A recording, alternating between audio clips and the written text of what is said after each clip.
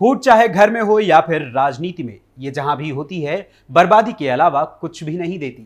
कांग्रेस के साथ भी कुछ ऐसा ही हुआ। अभी हाल ही में हुए हरियाणा के विधानसभा चुनाव में कांग्रेस इस ओवर कॉन्फिडेंस में थी कि वो चुनाव जीत जाएगी, लेकिन उसकी ही पार्टी में यानी कि कांग्रेस के ही नेताओं के बीच कुछ ऐसी फूट पड़ी कि कांग्रेस को हार का सामना करना पड़ा और पूरी तरीके से कांग्रेस हारने के लिए मजबूर हो गई। लेकिन अब जब कांग्रेस हरियाणा चुनाव हार चुकी है तो ऐसे में कांग्रेस ने एक नया दांव चला है, जैसा उसने मध्य प्रदेश के विधानसभा चुनाव हारने के बाद चला था। नमस्कार, कैपिटल टीवी देख रहे हैं आप और मैं हूं आपके साथ अखिलेश पांडे।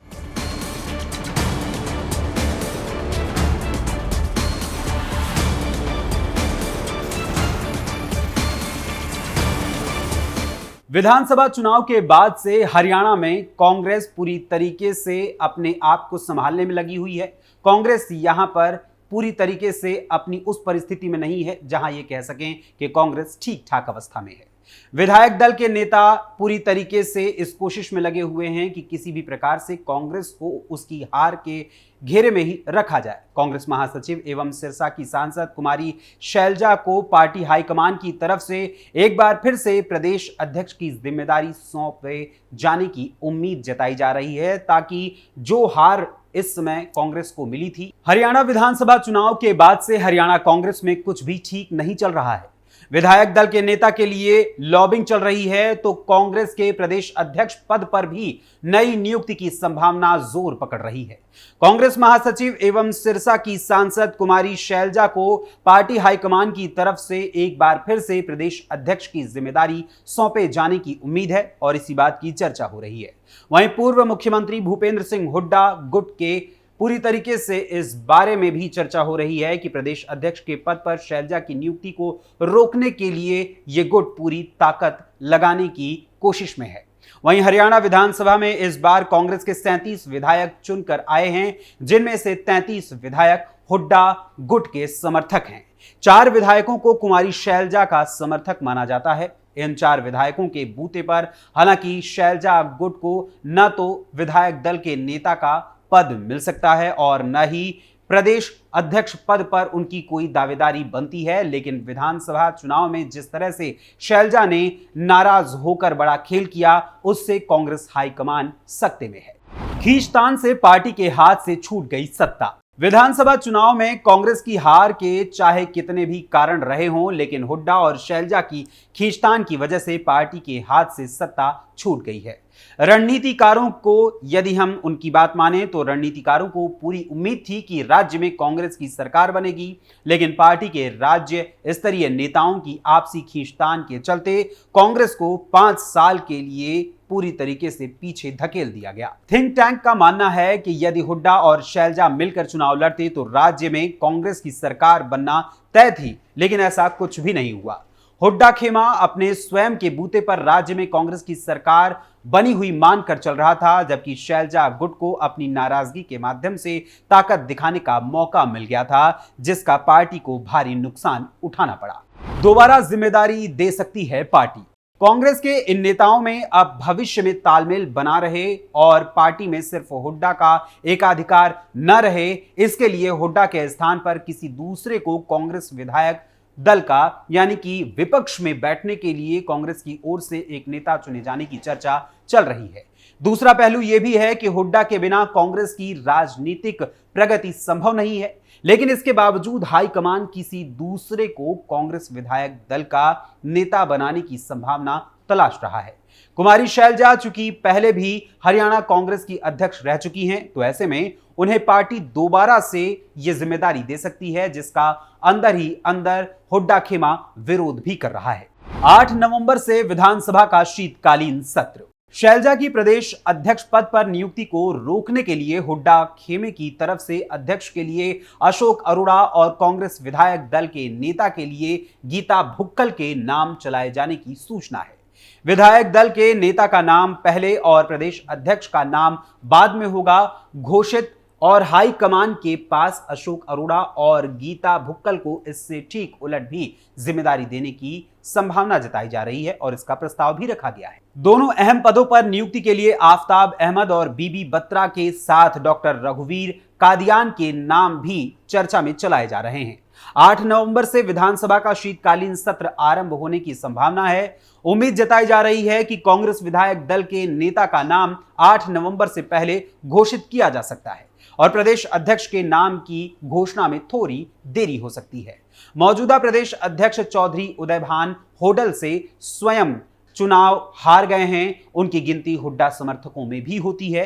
केंद्रीय नेतृत्व ने पूर्व सीएम भूपेंद्र सिंह हुड्डा कैंप की अनदेखी करते हुए कुमारी शैलजा और राज्यसभा सांसद रणदीप सुरजेवाला को अहम जिम्मेदारियां दी हैं। अखिल भारतीय कांग्रेस कमेटी ने महाराष्ट्र विधानसभा चुनावों के लिए 41 सदस्यीय स्टार प्रचारकों की सूची जारी करने का काम कुमारी शैलजा को सौंपा है। पहले यह काम एआईसीसी के महासचिव केसी वेणुगोपाल के पास था। कुमारी शैलजा पार्टी की दलित चेहरा हैं। शैलजा के बाद राज्यसभा सांसद रणदीप सुरजेवाला को भी अहम जिम्मेदारी दी गई है। उन्हें स्टार प्रचारक बनाया गया है। हरियाणा से इस सूची में शामिल होने वाले वो एकमात्र नेता है। इससे पहले के कई विधानसभा चुनावों में पूर्व मुख्यमंत्री भूपेंद्र हुड्डा, उनके बेटे और रोहतक से सांसद दीपेंद्र हुड्डा और हरियाणा प्रदेश कांग्रेस कमेटी के अध्यक्ष उदय भान को स्टार प्रचारकों की सूची में शामिल किया जाता रहा है।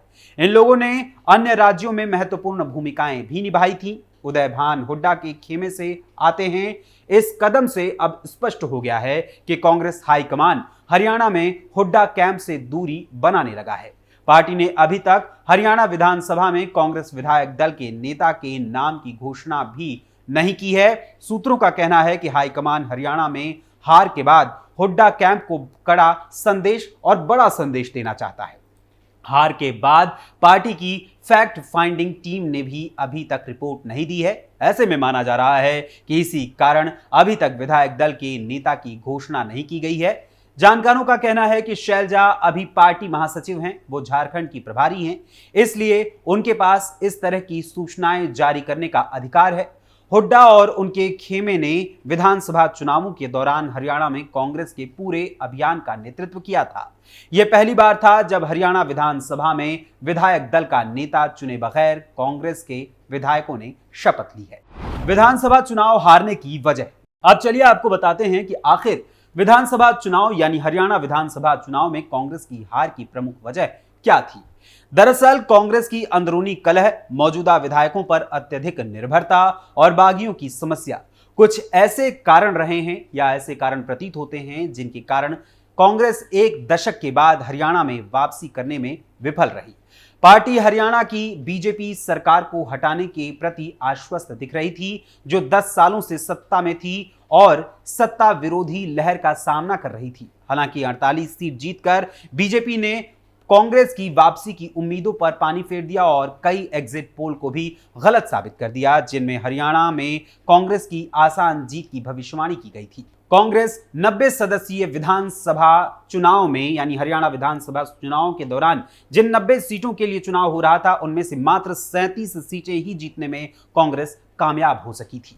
गुटबाजी का बीजेपी ने उठाया फायदा। वरिष्ठ कांग्रेस नेता भूपेंद्र सिंह हुड्डा ने कहा था कि चुनाव परिणाम राज्य के माहौल के विपरीत हैं। इस साल के लोकसभा चुनाव में सत्तारूढ़ बीजेपी से 5 सीटें छीनने के बाद कांग्रेस उत्साहित थी और उसने बेरोजगारी, किसानों की दुर्दशा और अग्निपथ योजना सहित विभिन्न मुद्दों के इर्द गिर्द अपना चुनाव अभियान चलाया, लेकिन वो एकजुट लड़ाई लड़ने में विफल रही और उसकी गुटबाजी का सत्तारूढ़ बीजेपी ने पूरी तरीके से फायदा उठाया और पुनः बीजेपी की हरियाणा में सरकार बनी। मौजूदा विधायकों पर दांव खेलना भी पड़ा भारी। बीजेपी चुनाव के दौरान हुड्डा और हरियाणा में पार्टी की प्रमुख दलित नेता कुमारी शैलजा के बीच टकराव का विमर्श खड़ा कर कांग्रेस पर निशाना साधती रही। इसके अलावा बीजेपी के विपरीत कांग्रेस हरियाणा में पिछले कई सालों से जमीनी स्तर तक एक सुव्यवस्थित और मजबूत संगठनात्मक ढांचा स्थापित करने में विफल रही है। वहीं मौजूदा विधायकों की हार भी कांग्रेस के लिए कमजोर कड़ी साबित हुई।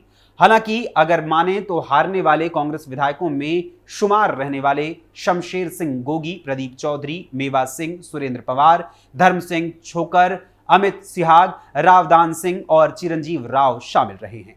अपने आधे से अधिक मौजूदा विधायकों के हारने से कांग्रेस की वापसी की संभावनाओं को करारा झटका लगा था। बागियों ने भी बिगाड़ा कांग्रेस का खेल। बागियों ने भी कांग्रेस को बड़ा झटका दिया था हरियाणा विधानसभा चुनाव में। बागियों ने वोटों को विभाजित करा दिया, जिससे बीजेपी को तगड़ा फायदा हुआ था। कांग्रेस की बागी चित्रा सरवारा अंबाला कैंट से बीजेपी के दिग्गज नेता अनिल विज को चुनौती देने के लिए चुनावी मैदान में उतरी थी। उन्हें कांग्रेस ने टिकट देने से मना कर दिया था। विज ने सरवारा को 7,000 से अधिक मतों के अंतर से हराया था। विज को 59,858 मत मिले थे, वहीं सरवारा को 52,581 वोट मिले थे, जबकि कांग्रेस उम्मीदवार परविंदर पाल पारी को 14,469 वोटों के साथ ही संतोष करना पड़ा था।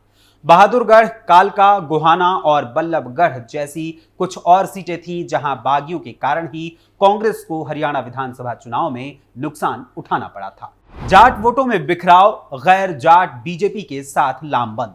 राजनीति के जानकारों का मानना है कि कांग्रेस ने जाट राजनीति के जरिए राज्य में सरकार बनाने की रणनीति बनाई थी। यह कुछ हद तक कामयाब भी रही, लेकिन उतनी नहीं जितने में कांग्रेस सत्ता तक पहुंच सकती थी।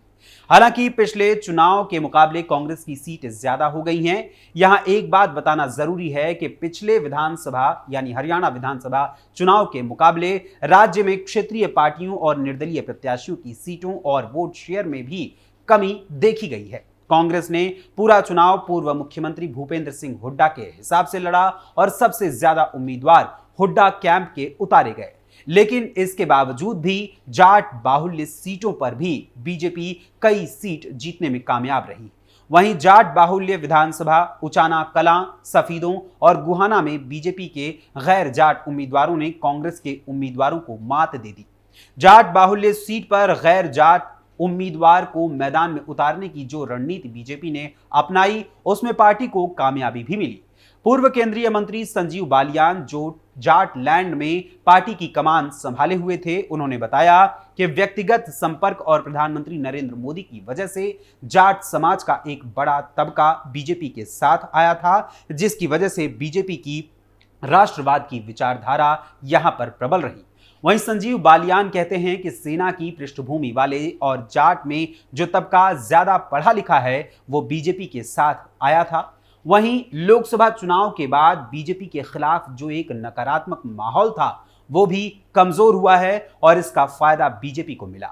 हालांकि पूर्व संपादक ओमकार चौधरी का कहना है कि जितना जाट का वोट बीजेपी को 2014 और 2019 में मिला था, उतना ही वोट 2024 के चुनाव में भी मिला है। लेकिन यह जरूर रहा कि कांग्रेस की जाट राजनीति से इसके विरुद्ध ध्रुवीकरण हुआ है। ओमकार चौधरी के मुताबिक गैर जाट का लामबंद होना कांग्रेस के लिए ज्यादा नुकसानदायक साबित हुआ। ओबीसी समाज से आने वाले नायब सिंह सैनी को सीएम बनाकर बीजेपी एक बड़ा संदेश देने में कामयाब रही। वे कहते हैं कि जो वोट संविधान और आरक्षण के नाम पर लोकसभा चुनाव में बीजेपी से दूर हो गया था, उसे बीजेपी वापस पाने में कामयाब रही। बीजेपी के एक नेता ने नाम न बताने की शर्त पर कहा कि पूर्व मुख्यमंत्री मनोहर लाल खट्टर को हटाना बीजेपी के लिए काफी फायदेमंद रहा, क्योंकि जाटों की नाराजगी खट्टर से अधिक थी। यानी कुल मिलाकर हरियाणा की सियासत अब एक नया रूप ले चुकी है, जिसमें आगे क्या कुछ देखने को मिलेगा ये देखना काफी दिलचस्प होगा। फिलहाल इस स्पेशल स्टोरी में अभी के लिए बस इतना ही। और भी तमाम खबरों के लिए आप सब्सक्राइब करें कैपिटल टीवी और मुझे अनुमति दीजिए। धन्यवाद, नमस्कार।